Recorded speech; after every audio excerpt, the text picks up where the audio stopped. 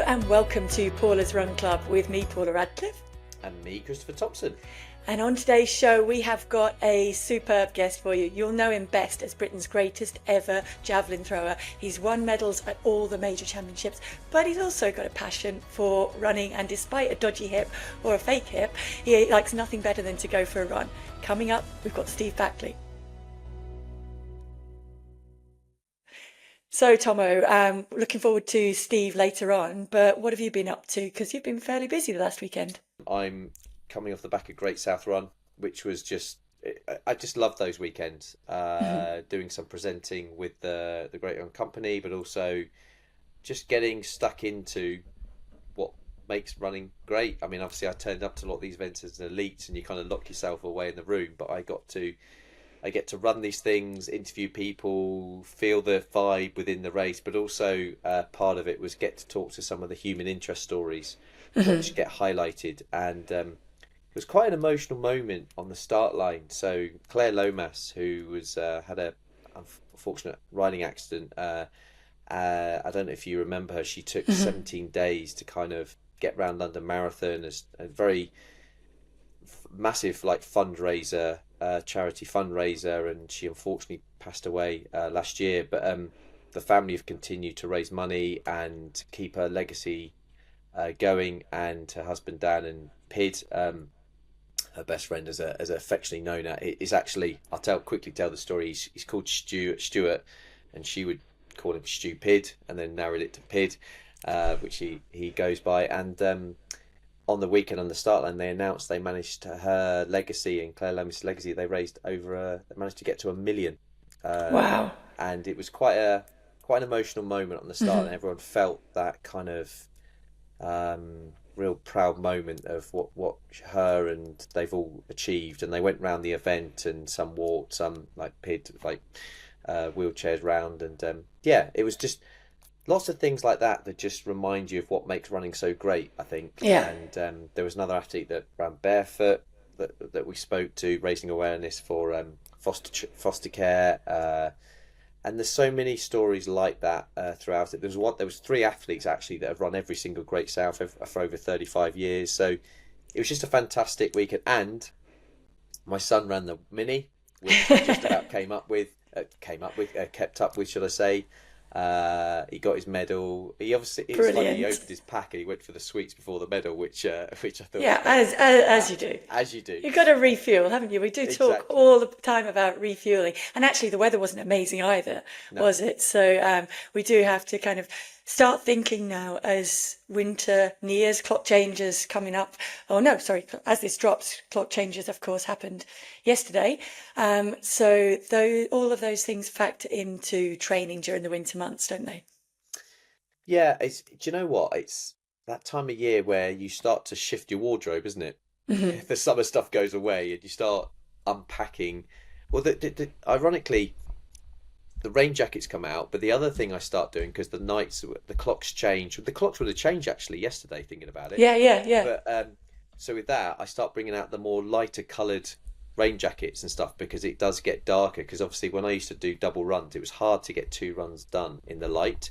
And even if I went early, now the school runs you're gonna have to have a bit of colour on you. So I do bring out sort of brightly coloured attire with reflective gear along with wet gear and stuff. I love the kind of gilets with so I can kind of keeps me somewhat dry. Arms get wet, but I like those kind of things. But you do sort of bringing out the gloves and the hats and stuff, and I like that. I don't know about you, but I like it. Yeah, it's layering up, isn't it? And I don't know, as a kid, maybe it's because I was born close to Christmas, but it's always like winter coming in is exciting for me, because it means my birthday's coming, it means Christmas is coming. It's all of those good things for winter, and there's nothing more rewarding than getting out in miserable weather, knocking out the session and coming in and just with that satisfied, like, I've done my training and I've knocked that out of the park today. You can really enjoy your refueling after that, can't you? Well, you can, but you can also enjoy the shower. Do you know when you get warm, you've been cold and you kind of feel the warmth go through your body, and you know what I'm going to say now, don't you? I have no idea what you're going to say. If you ever used the ice bath, then you would have been able to get into the warm shower afterwards and do that. This is true. I will. Don't worry, it's happening. Do you know what's embarrassing? I've owned that nearly a year now, and I still haven't. It's terrible. I will. I That use the is. kids as an excuse, but listen. Like you say, it's that warming up feeling in the shower, and then that sort of buzz. You've got that inner kind of. You've got the cool core temperature with your skin glowing from the shower, and you've the satisfaction of running. It's just a lovely sort of autumn winter blend of Yeah. satisfaction. But how was your weekend anyway? Mine was actually not cold, but not your normal south of France weather. We actually went to Saint-Tropez for the weekend. Oh, very nice. I took part. I was the ambassador for the Saint-Tropez Classic, which is a 16K. It's a really cool race. Actually, can highly recommend it. It is in Saint-Tropez, which is a beautiful place. I haven't really been there much before, but I got the chance to discover it, to walk around on the Saturday. We stayed in an amazing hotel, and it basically weaves around the old town. So it is quite tough. It's not a quick course, but it's a very scenic course. It goes around the harbour, then weaves up to the old town. Actually, a bit of cross country in there as well. Then you came back down. It's a couple of loops. And because I couldn't run it because I just didn't want to risk that calf, it is starting to get much better. It did survive Kielder, but I thought I'm going to get tempted into trying to run too quickly up and down that hill on the road, and it's going to do something nasty again. So I've rolled that over to next year, and I will go back and do it then. But Raf took part in the 8K and ended up coming third overall, which was a pretty decent performance. And I think that set him in good stead for his national 5K championships in his actual age group next week. So he was trying to get a gauge for racing on the road and kind of, I guess the only things he's really competitively raced across country and up to 2K, 3K, 2,000 metres, 3,000 metres on the track. So it's a different mindset, isn't it, going into those longer races? You are going to need to get that sorted because you're, I believe, now going to be doing a shakeout in New York in a few weeks. Yeah, it's definitely going to be fine for that. I'm really excited to announce to anybody who listens, watches, takes part, occasionally listens to Paula's Run Club, come and join us for a shakeout in Central Park. If you listened previously, you know that Joan Bodoit Samuelson is going to be in town, and if it works with her schedule, she will join us also for that shakeout. So it's just a friendly shakeout in Central Park, as I said, so we'll get the chance to run over the closing part of the marathon itself and ask any last minute questions, anxieties, and just generally celebrate being a part of the amazing community. So that would be really great if you can join us there. Do you know what? There was I want to get another shout out to a run club called Run Through in Portsmouth this weekend for the Great South, and they pulled together all the local run clubs in Portsmouth for a shakeout on the Friday night before the Great South Run weekend. There was over 100, 300 people there, and it was incredible. And these kind of shakeout kind of meetups, I feel like they're becoming more and more of a thing, and there's a place that people can go, and it really doesn't matter what pace you're going to run. There's a person to run with for all of us, and there's lots of different pace groups, lots of divisions, but you're all starting at the same point, finishing at the same point. Have a chat, have a bit of fun, and shout out to what they did, and get along to New York for Central Park and enjoy that, because they're a lot of fun, and it's a way to kind of be personable, isn't it, and just really kind of connect and chat with people. And talking about connecting and chatting, we also did, of course, go over last week on Thursday to the High Five headquarters, and we got a chance to record our first ever live podcast with an actual audience there, and it was great fun, wasn't it? Really, really great questions. Do you know what? That hour flew by, and I thought it was so much fun. So we did. I mean, those that haven't listened to it dropped last Thursday. What I loved about it was the questions were a bit more kind of conversational. I put it in that category, and I really enjoyed that kind of nature of, what was your kind of fondest memory of athletics, those kind of questions, and I think I quite enjoyed that vibe of question and that kind of relaxed nature. But please do listen, because I have to say, I thought we both, I was speaking for you, but I certainly we all had a really good time recording that. Yeah, it was. So it's a longer shakeout with a few more questions in it. Remember, if you do have questions, you can send them into the usual number +44 7564 747 914, and to the email address paulasrunclub@momentumbroadcast.co.uk, or indeed on socials. And now I really feel like it is time to get into a brilliant chat that we had with my co-commentator on the BBC commentary team, Steve Backley, a javelin legend and someone who's got loads of great stories that we need to get into.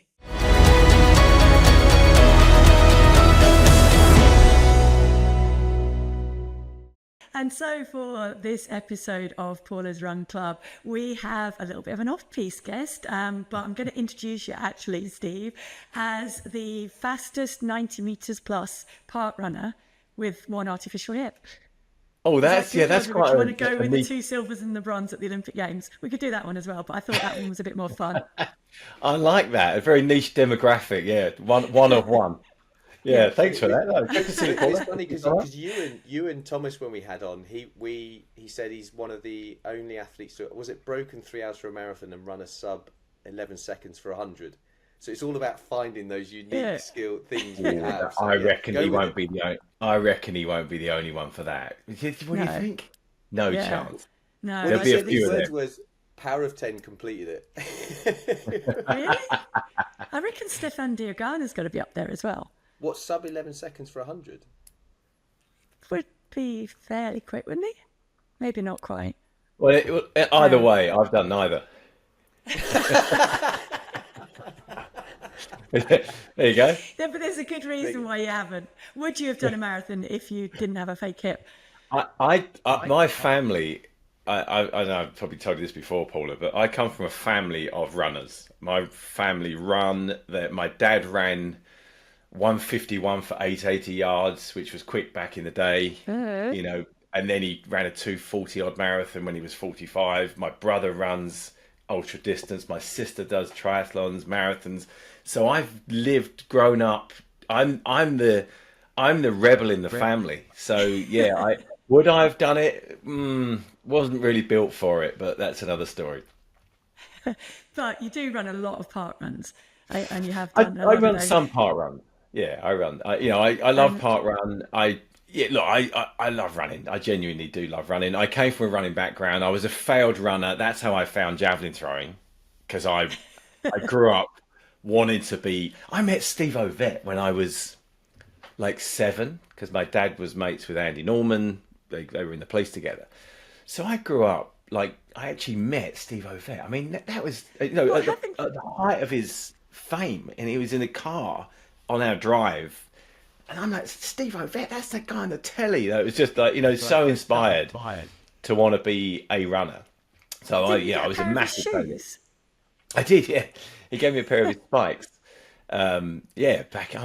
Just so inspiring to sort of be around that and see it, feel it, make it real, because it was an amazing time for, men's middle distance running, wasn't it? So yeah, my dad had me running in the under 12 cross country championships when I was 6. He'd just say, just beat someone, So I grew up with that sort of that running mentality, and probably applied a lot of that to throwing, actually. Yeah, it is. Yeah. So I'd like to pick up on that. Are there parallels and techniques that you kind of transferred from javelin, from your career basically, to your running now, or is it vice versa? Are there skills that you kind of helped you in the javelin there? I jumped the gun in my mind there. I thought you were going to say, were there parallels from running that translated to javelin? So from javelin to now, oh goodness, no. No. Only in no. Do you know what? There's actually, a bit of running. There's a bit of running. No, definitely transferred from the running base into throwing, because I couldn't compete with the guys. The powerful guys were just like stupidly strong and powerful. So I had to learn to run properly to be able to transfer force. So most of our training was based around running, but sprint training. But no, something actually just flipping that on its head a little bit. Something I always say to athletes when they retire, because you guys have been through this. You come to retirement from your competitive world, and some people cope with that pretty well, others don't. And a bit of advice I always give is, don't try and replace it with one thing, because you can't, right? But understand what the component parts are. and understand your values of why you did it in the first place. And if you replace each of those values incrementally, then you've got a chance of actually feeling fulfilled like you were, if that makes sense. And one of them for me, massively, I love competing, right? I genuinely love competing. It's not, it's not and I know it sounds a bit Pierre de Coubertin, but it's generally not winning. It's just, lock horns, you win, I win, well done, let's go again. That kind of approach to competing. And that's what, park run, fun run, competing with my family, whatever it might be. That's what it's about for me. It replaces the competitive in inverted commas, because it is. I know it's not competitive. It's with yourself, obviously, but it does tick that box genuinely. Did you make the park run about time then? For that reason, were you trying to run a certain, not just a PB, but like break 20 minutes or anything like that because of it? Yes and no. I it was so much part of other aspirations, and it was so stop-start, because I'd have that quite typical thing where I'd get quicker gradually as I was starting to build up my capacity, my training. Then I'd pull a calf and have 6 weeks off and then come back to it. I'd lose that momentum, I'd lose a couple of minutes, start again, and I just went through that cycle of just soft tissue injuries, hamstring, calf, typically Achilles a little bit, and just went, I'm just flogging a dead horse here. This is just, So it was, but aspiring to run quicker than I did last week. If I just said that, that for me, that's winning. Not necessarily the end goal. You say break 20 minutes. I've given up on that aspiration nowadays. That's pretty quick for me nowadays. So I know that it's all relative, but running quicker than I did last week. That's it. Simple as. And you talk about picking up those injuries, but you do have the hip replacement fairly early on. And so you've done a lot of running with that. How do you manage that, and how do you basically keep it healthy enough to be able to enable you to do that? Yeah, it's funny. I know if there's anyone out there sort of got a device, a hip, knees, it's pretty common nowadays, but they don't tend to follow the same sort of rationale as an athlete. You get to know your body, don't you? You train and you learn the difference between pain that's I've got to stop and pain that's I can push through. And I know that's a little bit subjective, but it's so important to be able to do that and have that ability, right? The hip it has there's no rationale to it. Some days it lets me, some days it doesn't. I think it's something to do with hydration, possibly, and synovial fluid or whatever. But some days I get around 2 miles into a run, whether it's fast or slow, and it just goes no more. It just says stop. And other days it allows me to keep going. But I think, like a lot of people, you have a device, a replaced joint to be able to use it. So I'm pleased just to be able to use it. And that's nearly 20 years since I had that, or 18 years since I had that. So it's been in quite a while. Do you go in the gym to kind of help the stability around the hip so that you can run? I mean, I assume it's just about trying to do movement. There is also a maintenance to it through stuff you do just to help the longevity of it. Longevity and the symmetry, I think that's key, is trying to retain some sort of symmetry in the movement. That's what I've struggled with most. But yeah, look, I don't train anymore, to be brutally honest, Tom. I exercise. Let's be honest. It's not training, it's exercise, and the difference being obviously a cumulative work towards a goal, or going out for a run to balance out my lifestyle. That's it. But he does exercise a fair bit. I mean, you would walk a lot. Even when we were overweight working, you would walk a lot. He went off and found somewhere to play golf. Didn't you, to hit a few balls for 2 or 3 hours in there? No, we walked a lot, Paula, because you got lost. We tried to. In my defence, there were 2 hotels with the same name. Well, that was a very quick defence. We went to the wrong one. So just to put it, I had a theory on tour in Japan recently. We were coming out back from accreditation, trying to find our hotel. I had a theory that Paula actually would have been a middle distance runner if she didn't get lost on every run.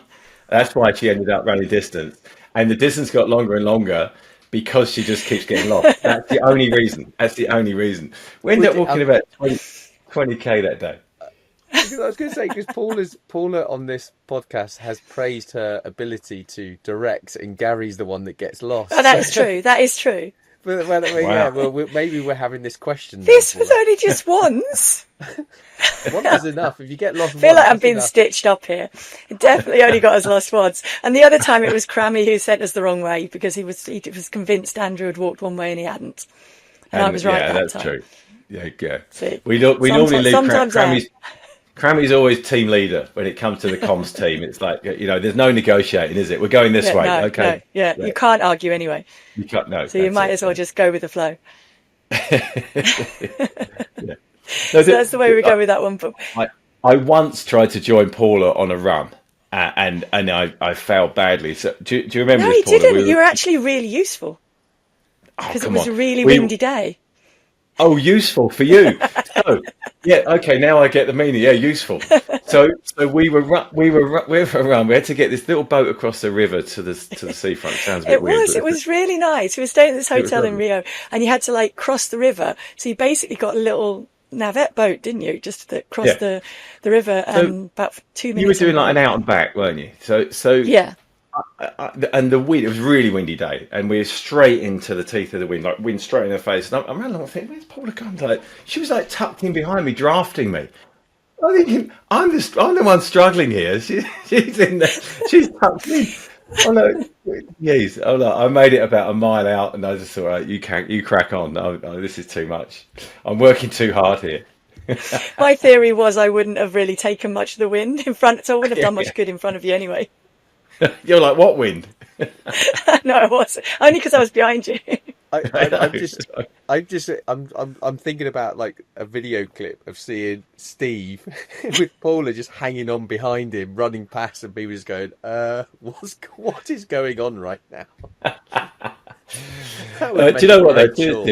When we go into our commentary thing, it's a great way of just sort of balancing that, because we do so much sitting doing the commentary. Yeah.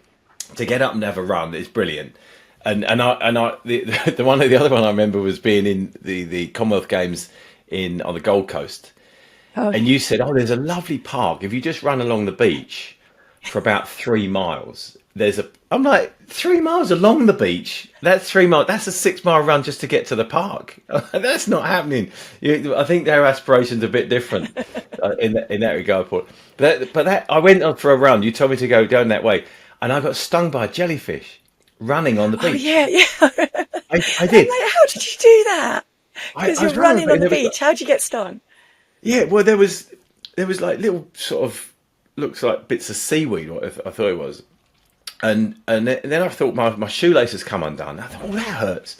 And it was actually, I think they call it a blue bottle. It's got long, and it got stuck on my shoe, and then it was flicking the back of my calf as I was running. And it stung me. It was only like a nettle sting, but I thought that's pretty unique. Who gets stung by jellyfish when they're out for a run? Especially when you're wearing trainers as well. Yeah, exactly. Yeah. Good job you were wearing trainers, otherwise it would have stung the bottom of your foot as well. But you've got more than one story about the beach, though, haven't you? Because isn't there a story about your brother and the beach? I love this one. Oh yeah.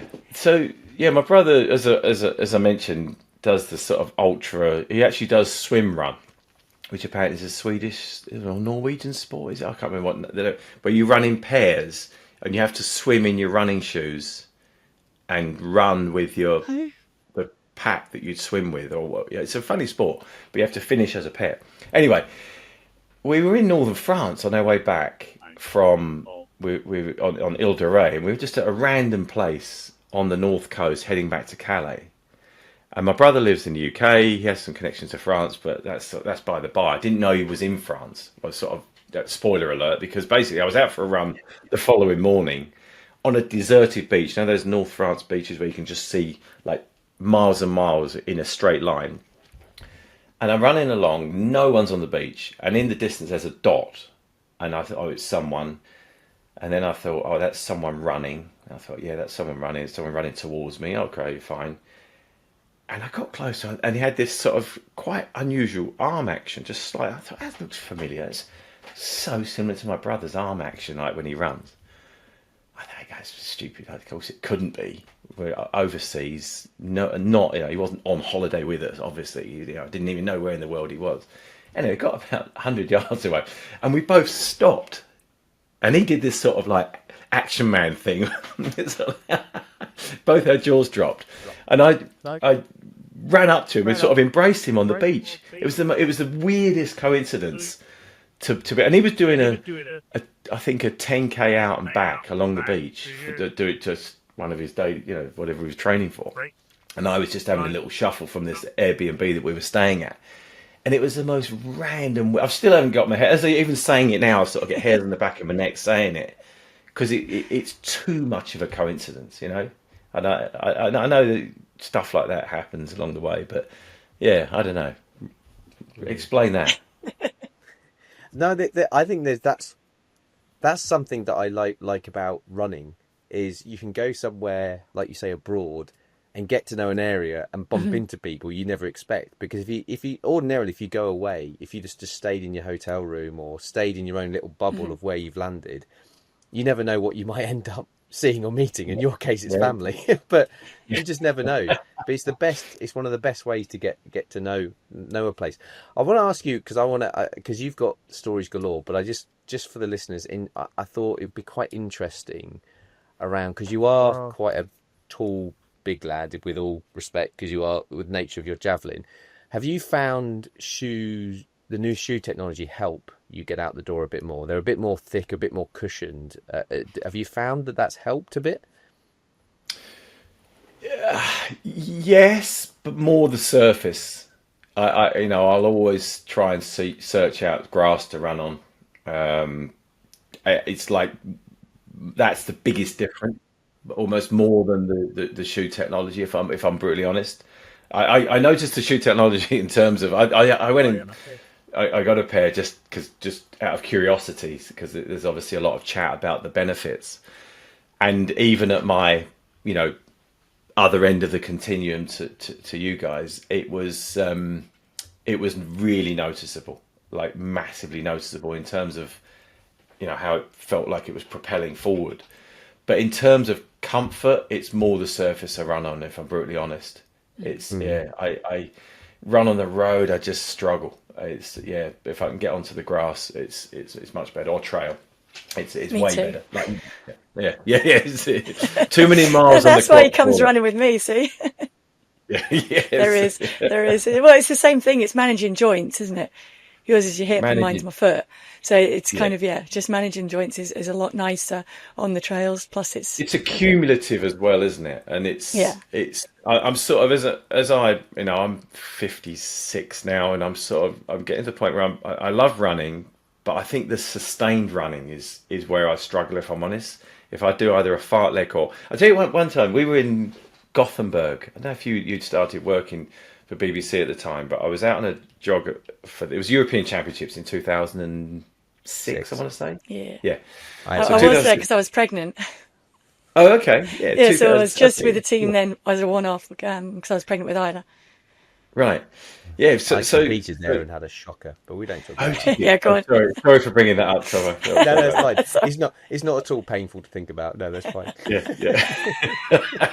It was all. Well, anyway. So I got a real great lesson that day, or this particular day. I went for a jog one morning up to the park, and I was running around looking for the grass, right? So even back then, it was 20 years ago, I was looking for grass to run on because of exactly what you've just said. And over the other side of the park, there was someone doing strides, looked like running properly. I thought, as a runner, running fast and jogging back slowly. And they did a rep, they did another rep, and I went round like that. Thought I'll go round past them, and it was Lynn Davies, and Lynn was doing probably 150-yard strides on the grass. I say strides, opening up properly. And he was like, us power athletes shouldn't be running sustained. Much better to just do what he was doing. And I've always had that in the back of my mind from a health and well-being perspective. You could do 20 minutes of it, couldn't you, comfortably? And getting that heart rate up, recover. I think there's good science to suggest that that's probably better than just holding on to sustained as well, right? I don't know. No, definitely.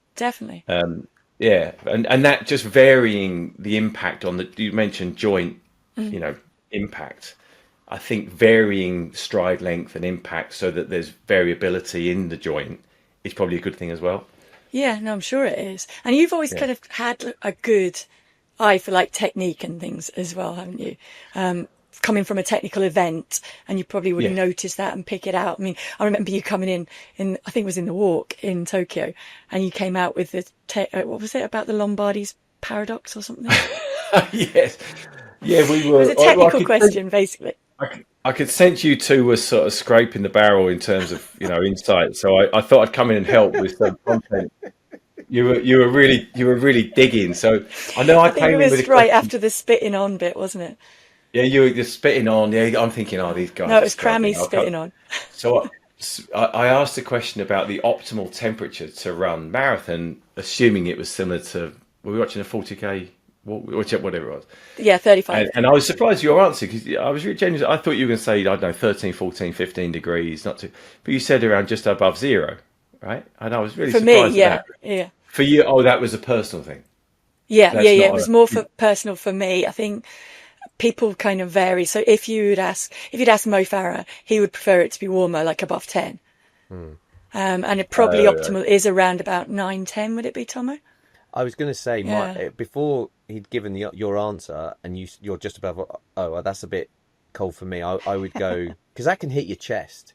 Because like in New York half marathon, it's March, and even New York Marathon, which is in November, they are those kind of, the weather's changing quite a lot. And there's been times where the weather has been close to zero, especially in the half. And there was a lot of athletes that are from Africa who live and train out there that couldn't finish because it was just too much on their chest. And even for me, I think it was pretty close to zero, and I was wheezing by the end. So I would have said around 8, 9, 10 would be about spot on. 15, 16 is just a little bit.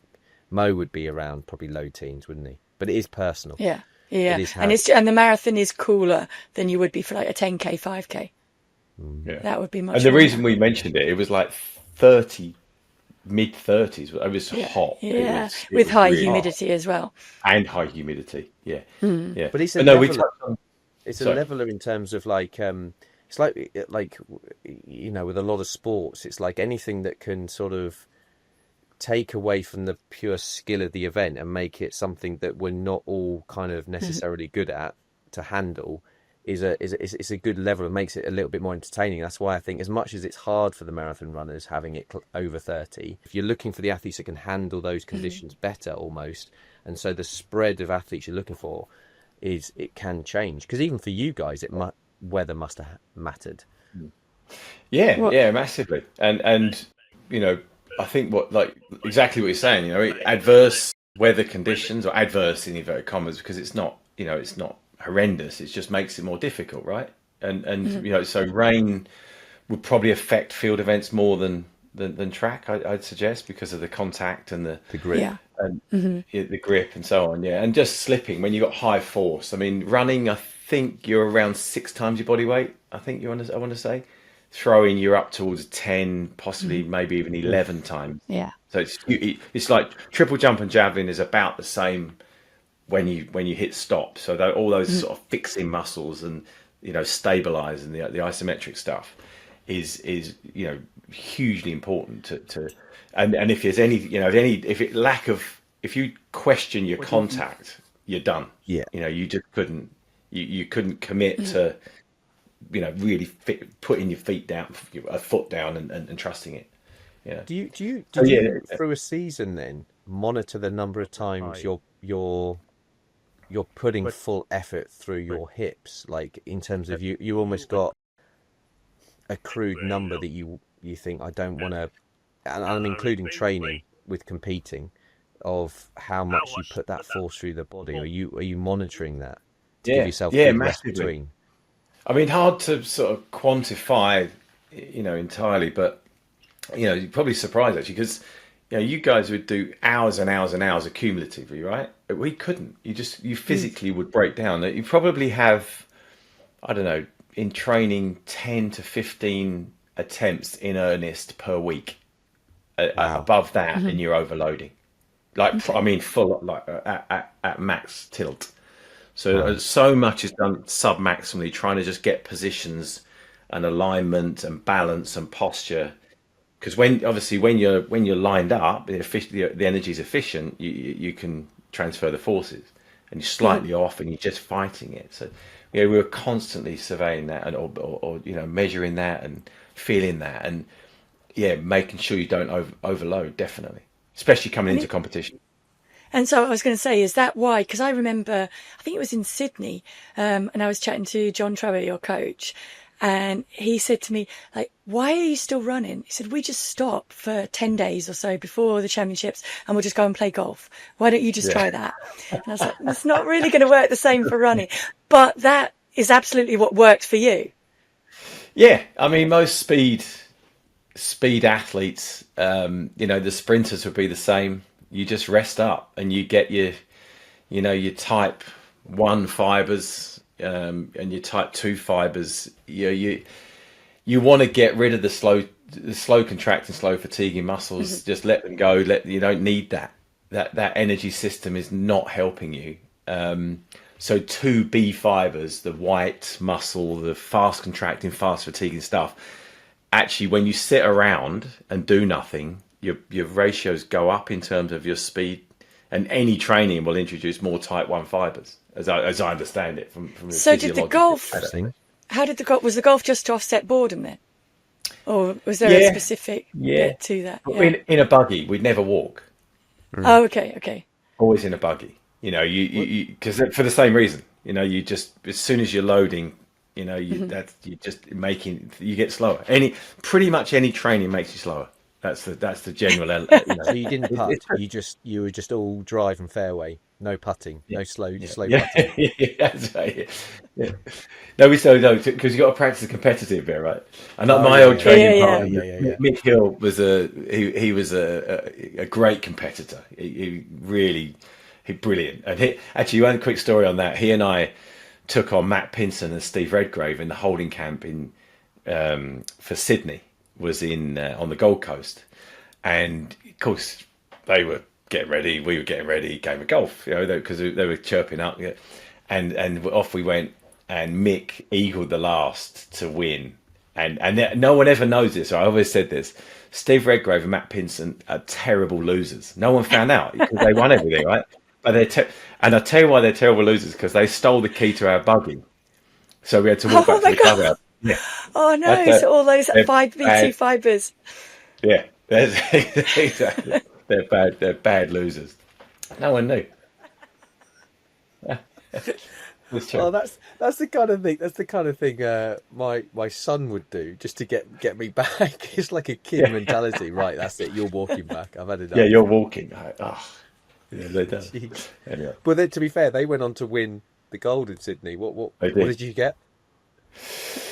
I was second. Yes. I was going to say, they got the last. Maybe you should blame them for nicking it. Yeah, good point. Yeah. Surprised they didn't remind me of that as well.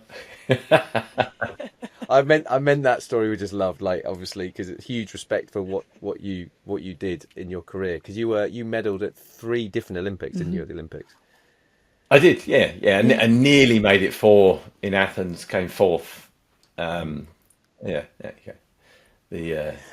Well, I've got a bit of, it's relative to why I asked. I've got my javelin story, because I couldn't throw the javelin. But did you ever go to Potchefstroom to train in South Africa? Yeah, very early on as well. So Jan Zalesny, my old nemesis in some ways, was he and his coach, I think, were some of the first athletes to go there in sort of 95, 96, I want to say. And yeah, loved it. Absolutely loved it, because you could use the grass. The grass was amazing there, wasn't it? Well, this is what. So I started going there in the early noughties, and it became like a bit of a base for the especially youth athletes to go and sort of train and get used to the area, and the grass track was fantastic, wasn't it? And I was doing a session on the grass track, and then someone started, like, because the javelin run up was on the outside of the track, and the catching area obviously on the inside. So usually it's all inside the track, but the run up was outside, and this guy was just running up, lobbing javelins over our heads as we were running around. And I looked, and it was Jan. And I thought, if there's one guy I don't mind lobbing javelins overhead while I'm doing a session, it's probably him or you or someone who's world record holder. competent. Yeah, exactly. He was a bit wild, I'm pretty though. confident he knows what he's doing. I wouldn't trust him for accuracy. He'd go off like the red arrow. It's a bit late now. Yeah, a bit late now. listen, I wouldn't have trusted that. Yeah. He'd put it in. He'd put it on lane 8 from the javelin runway in a standard track. He was all over the shop, honestly. And also, I think that was the venue where Roman Zebrale, the ex-world record holder in the decathlon, got hit. He took a javelin through the shoulder. Yes. Not from Jan, though. No. Well, not that I know of. Well, no, because that story, what that was again, and this is where, he got very lucky. But he was walking across the infield, so it wasn't like he was on the track and got hit. He was walking across the infield, and the story, and I didn't visually see it, as I understand. So Roman Chevrolet, the decathlete, Olympic medalist, he kind of was yelled at, and he sort of turned last minute, and it kind of hit his shoulder, and he almost sort of half caught it, half like bounced it out, but it wasn't like a full throw. It wasn't like a 80-meter plus throw. It was like a warm up throw, and it kind of bounced out of his shoulder, and he was very, very lucky. But he actually ended up He was indoors competing like within 2 or 3 months, so it can't have been too bad. But he got very lucky. But it was like in one of his shoulders. It was like, you got to be careful. You guys are dangerous. I mean, I don't like those stories. Javelin's sort of, because it looks so threatening. I think it's one of the there's less accidents, but I used to love Potchefstroom. It was great. In fact, some of the running we did there was recovery running. That was the other aspect of where we'd use running. I mean, we do obviously the sprints and the running positions and the technical stuff on the track from a speed perspective, but quite often, at least once a week, there'd be, because I was trained under the tutelage of a guy called Jan Pospisil, who was Jan Zalesny's coach, and it was very traditional Eastern European methodology, very dictatorial, dogmatic. You're doing this on this day. No, there's no negotiation. It's like he'd say run massage, meaning it'd be a 40-minute, and they'd vary it up. They'd go backwards, side skip, little zigzags, almost like just trying to manipulate your joints and your muscles to recover running around on the grass. It was an unusual, I don't know if many athletes do that, but they call it like massage. Potch. God, do you know what people say? Do you miss competing as an athlete? That's one of the things I do miss is trips to South Africa in January. That's the sweet spot, isn't it? I was going to ask you actually about that, because runners probably think it's fairly easy. When you're traveling, you just bung a couple of pairs of shoes in your bag and some kit and go. You are probably not quite as tough as the pole vaulters in terms of traveling to competitions, but it's not as straightforward. I mean, I'm guessing there are times when the javelins didn't make it. Yeah, or did make it, and they were being run over by the baggage trolley or something and smashed to pieces. It happened. It happened a lot. Well, not a lot, but a couple of times. It was always it was your chosen thing, wasn't it? So it was just part of the standing at outsized baggage while the rest of the team went off through customs. Was standard. Just be there another hour just waiting for the bags to come through. That was fine. It was part of the course. Getting them in the car was the problem. That was having the right vehicle. Sometimes you see them coming out the back of boots or like on top. But I wanted to ask you so we don't take up too much more of your time, but it's a two-parter. Your career has been incredibly decorated, and there's so many amazing moments, but is there a moment you can say you're most proud of, or you look back on with most fondness, for whatever personal reason for you? Because there's so many highlights from the outside looking in, but is there one that you can really isolate? It's funny. It's probably probably easier for a lot of athletes to answer that. Me less so, if I'm honest, because it was sort of I broke the world record when I was 20. Won the Commonwealth, won the Europeans, went to world number 1 in 1989. and then tried to hold on to that level of performance for the next 14 years. And, came away with medals at Olympics and so on. But in terms of key moments, because my success was probably more at European Championships, my bad, because it was a European dominated event. I took four of those, and so in many ways, that quiet sort of, you've done well feeling inside probably came from the fourth of those 4 medals, which was Munich 2002. Another time you ran in the rain, Paula. Yeah, running in the rain is a bit of a theme, but you had to throw in the rain as well, presumably. So it was a made bit it wet. Yeah, it wasn't bad. It wasn't as bad as yours, but it was a little damp.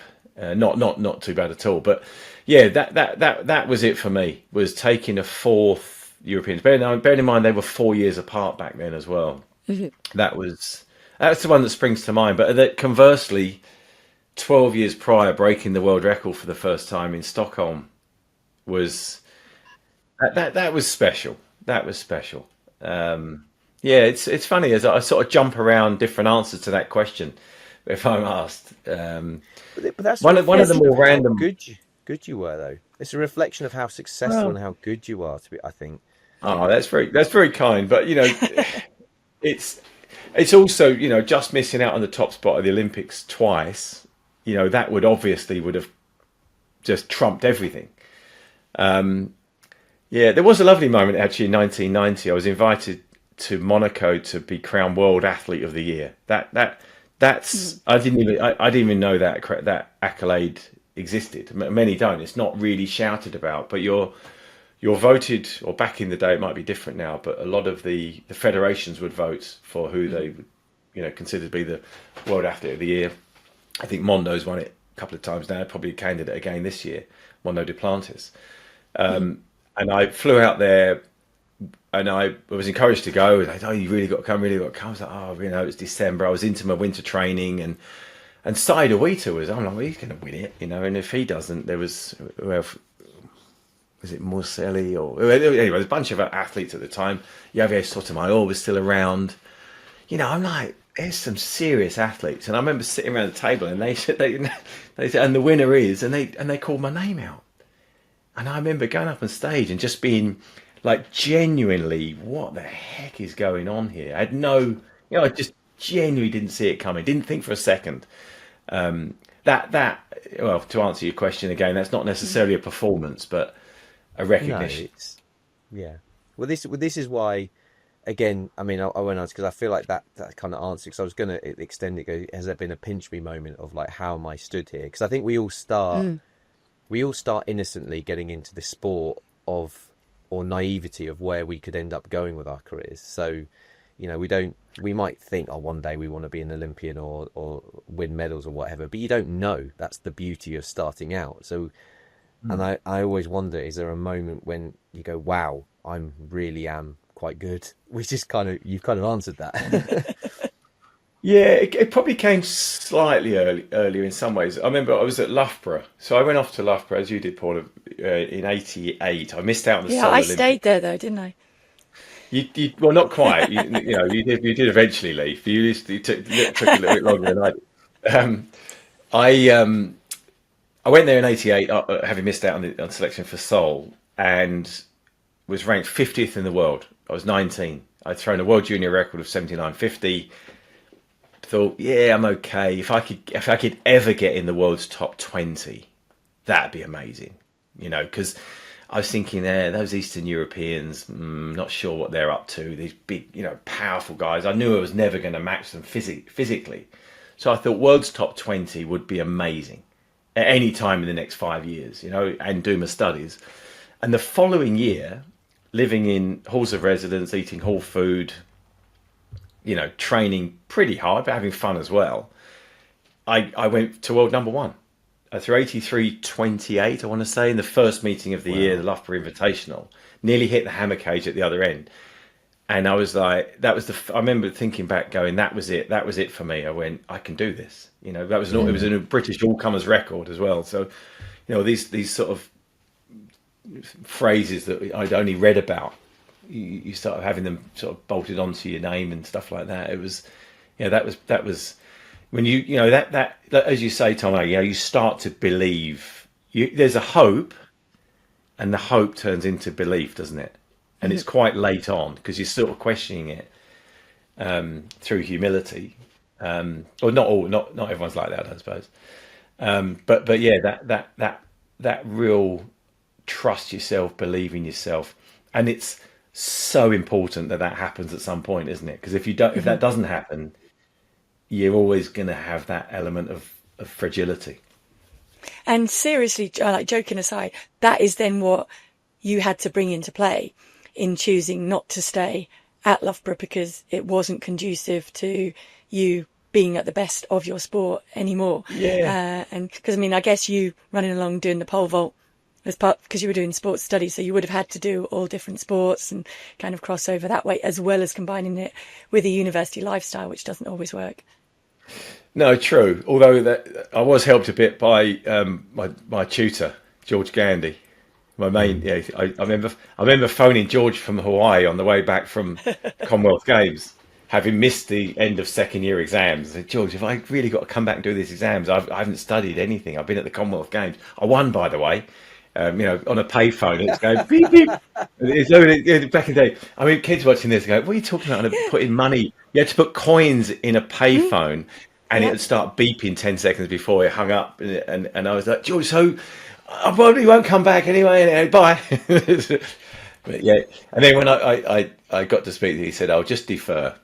So I've deferred now for quite a lot of years. Although, Paula, you and I went back and got we had to wear the gowns, didn't we? We did. You know we did. We got the honorary.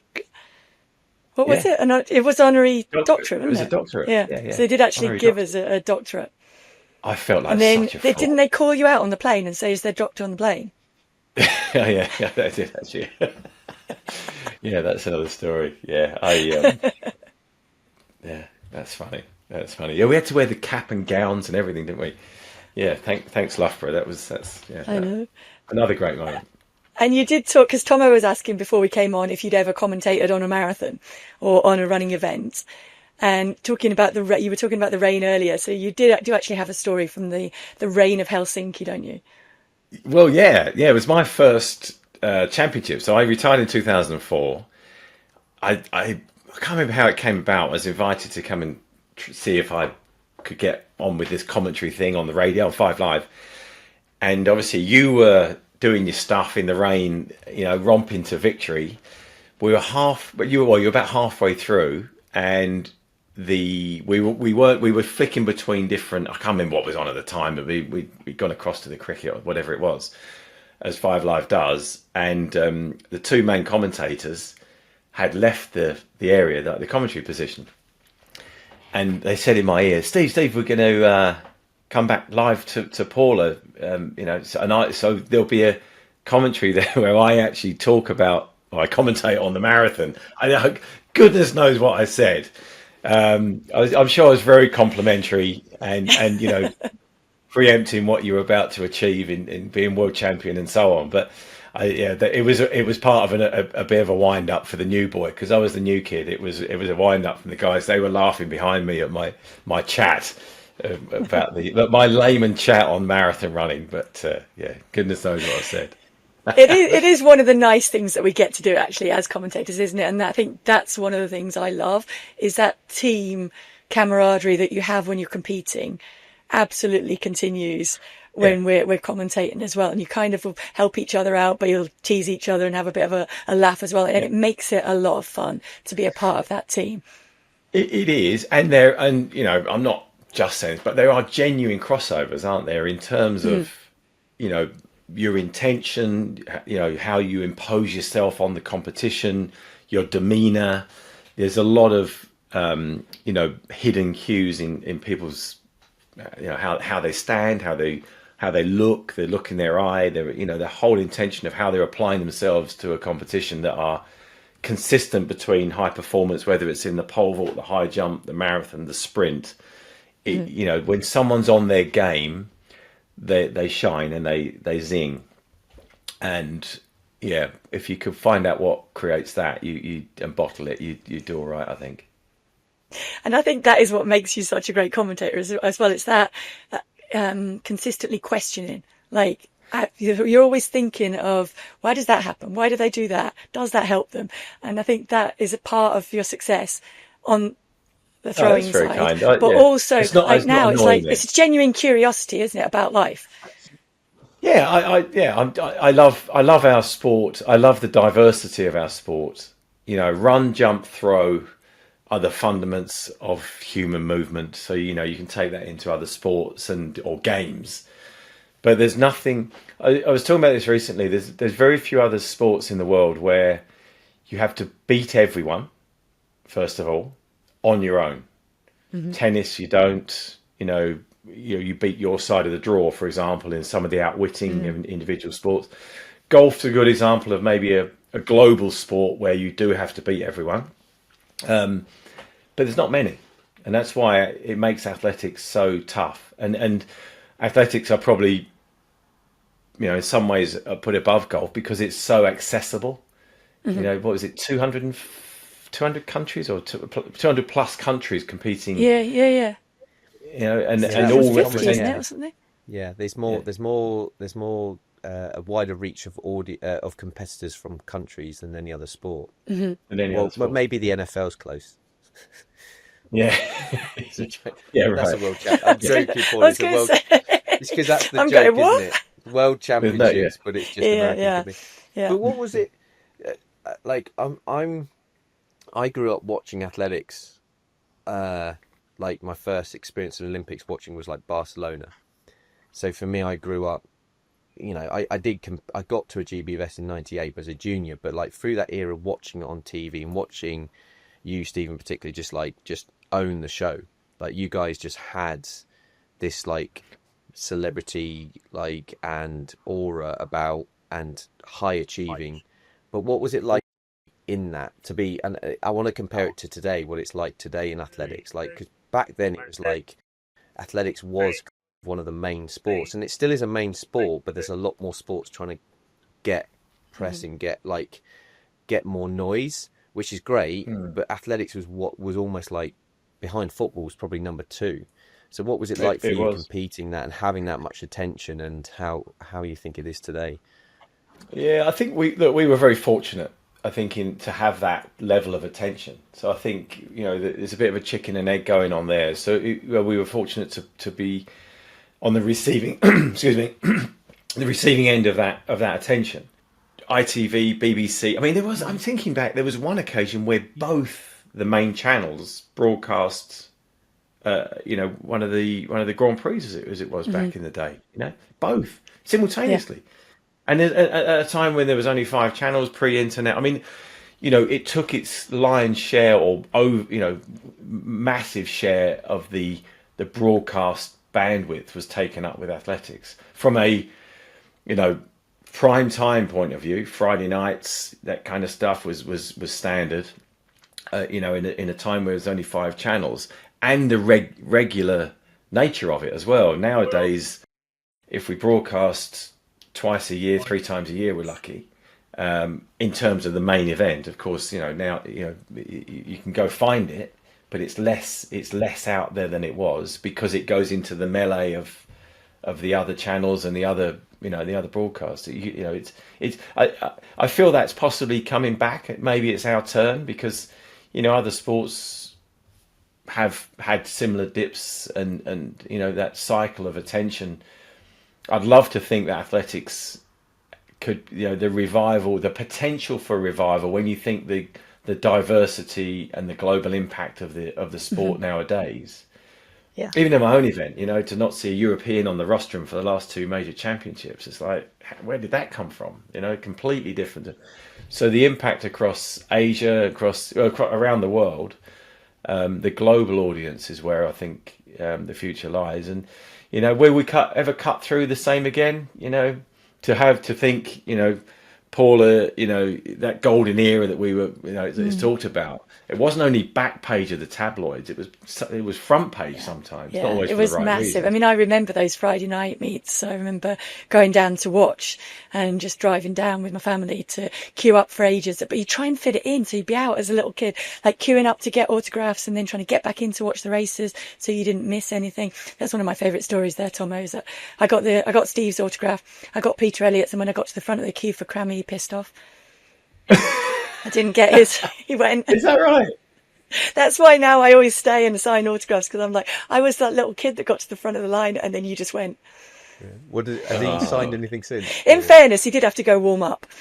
He wasn't just going. Oh, it was before the race. Yeah, well, I think he had a good reason for going anyway. Maybe it was presentation, but he did have a good reason why he went. He didn't just leave everybody standing. Has he been making up for it ever since then? He gets reminded of it quite a bit. Right, I feel like we have taken up so much of your time. Thank you so much for joining us. I feel like we could also keep chatting for a long time and kind of put the sport to rights and have a lot of fun here. But as the fastest ever park runner, so over 90 metres with one hip, thank you very much for joining us as part of Paula's Run Club, and kind of letting a lot of people know that you're not just a javelin thrower. There is a lot more, and certainly a runner in Steve Backley. Thank you. Thanks both.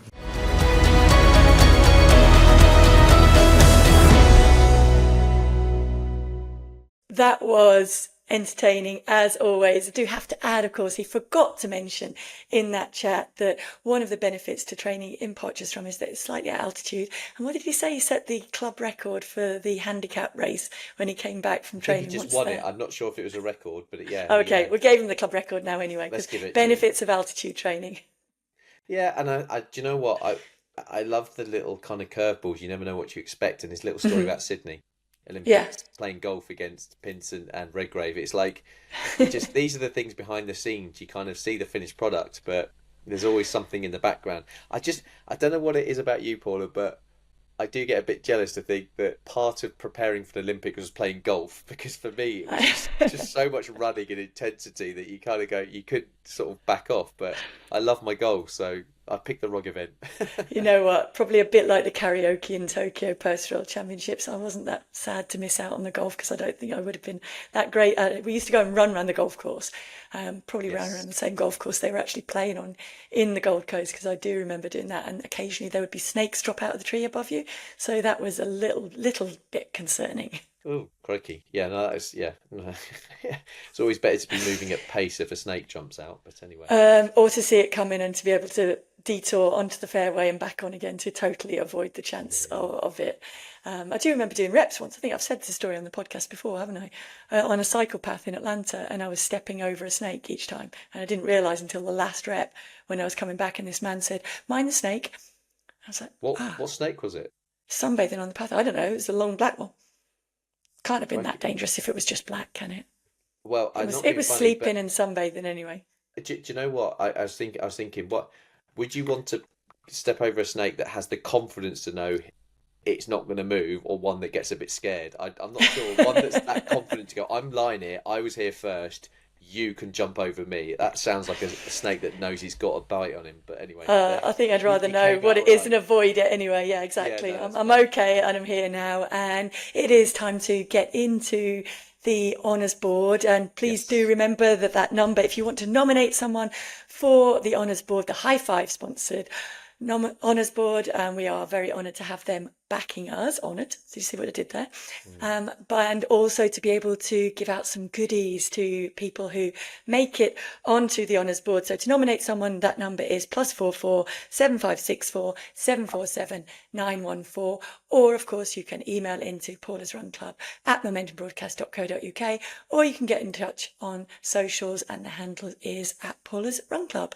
So who is the first honoree that we have on this week? So Catherine has nominated Kate for a high five. So she says, thank you for a great community you're building through the podcast. And she wanted to nominate Kate from Stratford for a high five.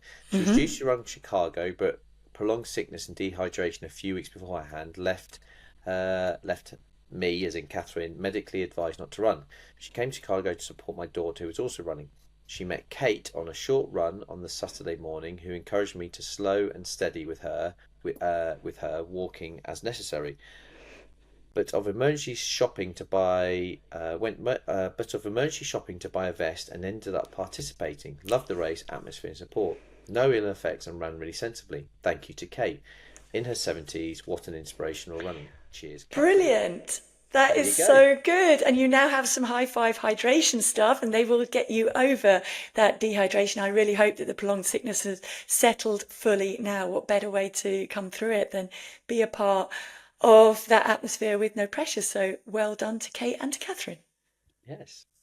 That is really good. So the next person we have up is comes in from Adam. He says, "Hi, Paula and Tomo. Not very good at bigging myself up, but listening to the podcast has made me want to share." That's what we're here for. "I set my PBs for all distances back in 2017 when I was in my mid-30s at the time, and for a long while after I thought that was it, that would remain the best I could do. Then at the start of 2024, I signed up to do the virtual London Marathon. This helped me to become more consistent, and although I didn't do any speed training, I got quicker and I lost a substantial amount of weight. I completed the marathon in around 4 hours 30, which was an 89-minute PB. This began a belief that maybe I could start to target PBs again.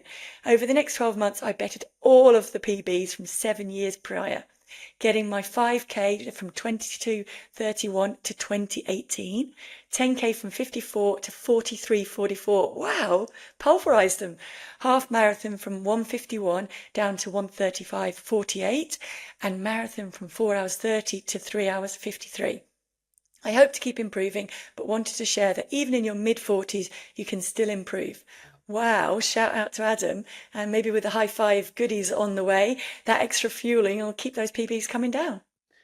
Yeah, incredible. And I think that's one of the great things about this is you're defying yourself and that's what it's all about. It's Steve said something like that, didn't he? He said, "I'm trying to be better than I was last week." Yeah, which And is a great outlook. Yeah, there's always those little snippets that I just really I just love. Paul, have you shifted? Oh, sorry, I couldn't find the next one because it came off the screen, and I was like panicking, going, "Oh no, I can't find it." But yes, no, well done, Adam. That's don't never stop bigging yourself up. That's what you should do, and that's hopefully what we can do is help you feel bigged up and celebrating your success. So congratulations. And our final one today is actually a Guinness World Record, which was achieved at the Great North Run. Brilliant. Hi, Paula and Tomo. My daughter Rebecca and I both love the podcast. I'm 51 and she's 19 and at university. We just broke the Guinness World Record for the fastest half marathon by a mother and daughter combination. We did it at the Great North Run. Rebecca ran an hour and 18 and I ran an hour and 25, so a combined time of 2 hours 43. Brilliant. The previous record was 2 hours 52, set in 2023 in London, so we smashed it. You certainly did smash it by my quick math, nine minutes. Please have an honourable mention. Of course you can have one. My next challenge is the Age Group World Championships New York Marathon in 2 weeks' time. Hoping to go sub 3. Please tell all your listeners to keep running. Age is no barrier, and it brought us as a family so much joy and happy memories, both racing on Sunday and long runs together. I spent many years taking her to cross countries, Yorkshire, Northerns, Nationals, Intercounties, etc. So Paula talking about her son always makes me smile. There you go, Raph. Many thanks, Excellent. Sarah. That's Oh, awesome. that is Our first so world nice. record. That is really, really nice. So Raf and I will be there cheering you on in New York, actually, Sarah. So maybe you can come along and join us on that shakeout that we have planned in Central Park on the Friday afternoon. That would be brilliant. And yeah, that's given us a target now to aim for. We can do a mother and son one, maybe. I've got to keep running though. And I'm not nowhere near as quick as Sarah is at the minute. I reckon the tactic is to get Raf to run fast enough to offset Yeah. He needs to get much quicker. He's a few years off a half marathon yet, though, so we'll give him a bit of time on that. But that has been a brilliantly productive honours board, I think, this week. A really, really motivating one. Thank you so much to High Five for supporting us in this. All of those goodies are on the way to the people there this week. A reminder that you can, of course, get onto the honours board with that number +44 7564 747 914, and by email paulasrunclub@momentumbroadcast.co.uk. Do not forget that we do have the special offer running, so if you head to highfive.co.uk and use the code Paula25, then you will be able to get a 25% discount off all of the High Five goodies, which will basically cover you anything from electrolytes to energy gels, whether it's a marathon or whether it's a local park run. They will help support you and get you better there. Also remember that we do still have the offer running from NordVPN. So if you head to nordvpn.com/Paula's Run Club, you can sign up there for a great deal to protect your personal data, keep yourself safe while you're traveling and while you're at home, and also to be able to keep up to date with everything that you do watch at home while you are on your travels. So a great advantage for you there. And I think that's about all that we've got time for this week. Just one final reminder, if you are in New York coming up, you might actually be listening to this on the plane as you head out there. Very best of luck if you're running, and don't forget to come along. Even if you just say hi, you don't have to run the shakeout. Just come along and say hi in Central Park. We will put out more details on Instagram closer to the time, and really looking forward to that. This has been a Momentum Broadcast production. Don't forget, main episode drops on Mondays and the shakeout drops every Thursday. Thank you very much. See you next week, guys. See you next time.